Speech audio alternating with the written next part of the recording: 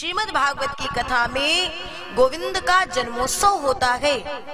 वो दिन अपने आप में प्रांगण वही है, व्यवस्थाएं वही है, लेकिन एक नवीनता लेकर के उपस्थित होता है वह क्षण, जिस क्षण में, जिन पलों में कृष्ण का आगमन होना है। इसका मतलब कि परमात्मा समय समय पर हमें और आपको अपनी होने की उपस्थिति बताते रहते हैं महाराज कि मैं सदा और सर्वदा तुम्हारे साथ हूं। तुम जगत के प्रपंचों में पढ़कर के कहीं ना कहीं मुझे भुला देते हो, मुझे विसार देते हो,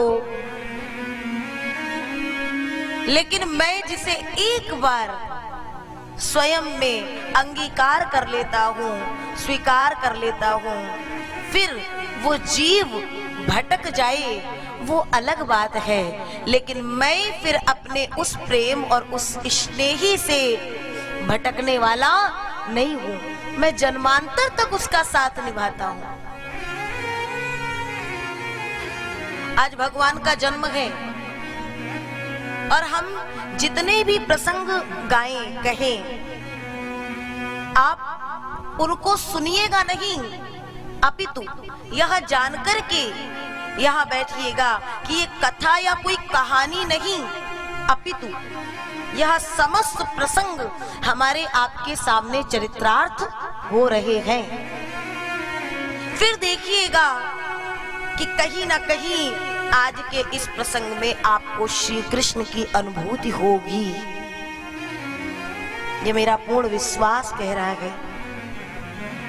जब हम व्यास मंच पर आसीन होते हैं तो अपने आप ही ये दुनिया के जितने भी प्रपंच हैं, संसार के जितने भी प्रपंच हैं, अपने आप पीछे छूट जाते हैं,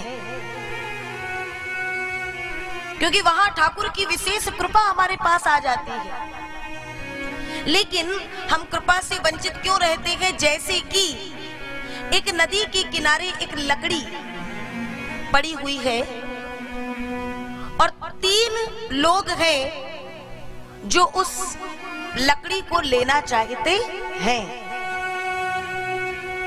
एक मछली है जो कि उस लकड़ी को जल के भीतर खींच रही है। और ध्यान से सुनिएगा, मछली उस लकड़ी को जल के भीतर खींच रही है।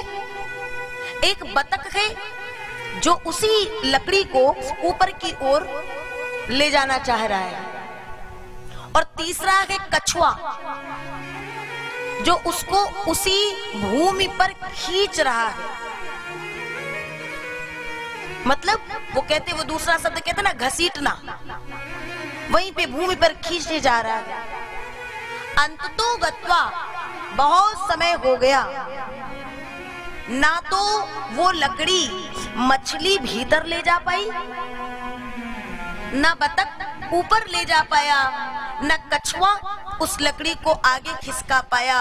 वो लकड़ी टस से मस नहीं हुई महाराज, क्योंकि तीनों अपना पूरा बल, अपनी पूरी शक्ति, पूरा प्रयास लगा रहे हैं, लेकिन तीनों के लक्ष्य अलग अलग हैं। उसी प्रकार से हमारे आपके जीवन में भी ये जो मन, चित्त, एक मन, फिर हमारा चित्त, और फिर हमारी जो चित्र की चंचल प्रवृत्तियां हैं, मन, बुद्धि, मन, चित्त और अहंकार, ये तीनों हमारे जीवन को अपनी अपनी दिशाओं की ओर खींचते हैं।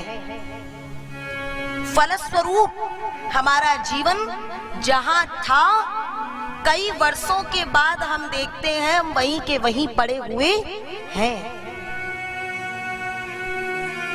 क्योंकि हम वहां से, हमें लगता है कि हम आगे बढ़ रहे हैं, लेकिन बहुत जीवन में आगे जाने के बाद भी जब पीछे लौट करके देखते हैं तो हम जहां थे हम वहीं होते हैं, क्योंकि हम घूम कहाँ रहे हैं? इन्हीं चंचल वृत्तियों में, वहीं घूम घूम के रोज लौट के आते हैं। तो भगवान कहते हैं कि मैं जिसे एक बार स्वीकार कर लेता हूं उसे कभी भुलाता नहीं हूं। प्रहलाद के प्रसंग में मैंने कथा को कल विराम दिया था और श्री प्रहलाद छोटे से बालक हैं। दैत्य बालकों ने कहा था कि जिस नारायण का नाम लेने मात्र से तुम्हारे पिता ने तुम्हें इतना कष्ट दे दिया, तो ऐसे नारायण को जपने की, उसका भजन करने की क्या आवश्यकता है। प्रहलाद जी ने इतना ही कहा कि मैं एक छोटे से बालक के रूप में हूँ, पिता ने इतनी यातनाएं दी और मेरे इस देह में कहीं खरोच तक आई नहीं। ये कृपा किसकी है?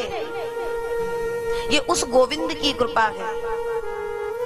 और तब संतों ने कहा, जब नरसिंह को प्रकट करते हैं प्रहलाद, पिछली ही पंक्तियां मैंने कई बार कही कि सूर अनेक फिरे पद गावत,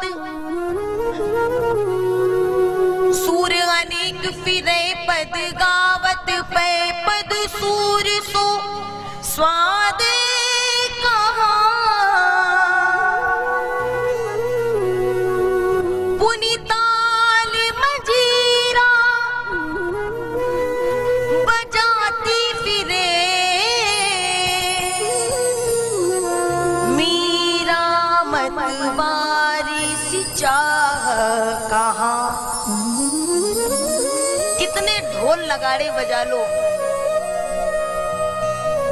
कितने वो झांझ मंजीरा बजा लो, लेकिन जब तक उन बजाने में, उन गाने में देखो कथा हो, कई बार कथा कहते कहते कि मुझे प्रत्यक्ष चीजें दिख जाती हैं, तो उन गाने, उन बजाने में, उन कहने में, उन सुनने में जब तक मीरा जैसा भाव नहीं होगा तब तक गोविंद में कोई मीरा समाने वाली नहीं है। पुनिताल मंजीरा बजाती फिरे पर मीरा मतवारी सी चाह कहाँ। और श्री राम कथा कितनों ने लिखी, आप बताइए। गोस्वामी जी ने कहा कि रामायण सतकोटि अपारा, मतलब कह दिया 100 करोड़। और इतनी रामायणों में 10-20 के नाम भी किसे ही याद हो तो बहुत बड़ी बात है। और सनातन धर्म में बहुत कम ऐसे घर होंगे जिसमें 4-5 रामायण भी हों, लेकिन राम कथा कितनों ने लिखी पर तुलसी जैसी मर्याद कहाँ। आपको किसी घर में और कोई रामायण मिले अथवा ना मिले, लेकिन गोस्वामी जी द्वारा रचित रामचरितमानस प्रायः सभी घरों में देखने को मिलेगी, क्योंकि रामचरितमानस में, श्री राम कथा में गोस्वामी तुलसीदास जी ने जो राम की मर्यादा को स्थापित कर दिया है मानस में, वो कहीं और देखने को नहीं मिलती है। इसलिए रामचरितमानस सबसे आगे है। तो राम कथा कितनों ने लिखी पर तुलसी जैसी मर्याद कहाँ। और नरसिंह बसे प्रति खंबन माई, नरसिंह बसे प्रति खंबन माही पर काढ़न को प्रहलाद कहाँ। नरसिंह तो आज भी हर खंब खंब में भीतर है, लेकिन क्या कोई प्रहलाद है जो उस नरसिंह को बाहर निकालने वाला हो। कल की कथा में आपने सुना कि प्रहलाद जी ने खंब से भगवान का प्रादुर्भाव कर दिया।